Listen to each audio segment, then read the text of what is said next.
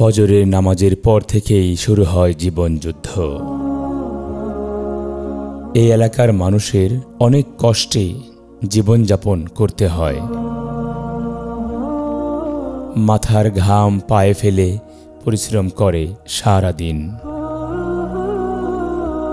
এর মাঝেও প্রতিদিন 5 বার আল্লাহর দরবারে সিজদা দিতে ছুটে আসে এই জীর্ণশীর্ণ মসজিদে।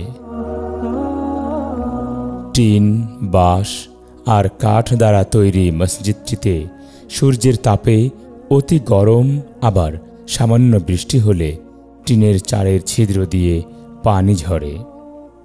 মসজিদটির অজুখানা ও টয়লেট ব্যবহারের অনুপযোগী হয়ে গিয়েছে।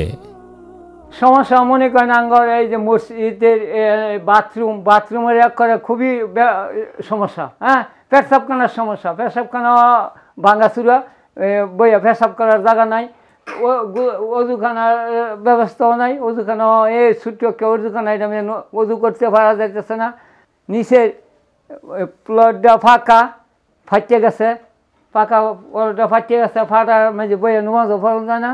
মসজিদে টিন ভাঙ্গা দিয়ে বৃষ্টি পড়ে, নিচে বইয়া নুমাজ পড়ার আঙ্গর অসুবিধা হয়। মানে মনে করেন আঙ্গর যদি একটা মসজিদ, ভালো একটা মসজিদ হয়, তো আমরা দূরে যাওয়া লাগতেছে না। মসজিদে, এই মসজিদে আমরা নামাজ পড়তে পারি, আমার ছেলেমেয়েরা দিনের শিক্ষা করতে পারবো, সব দিকে আঙ্গর একটু সুযোগ সুবিধা হইব।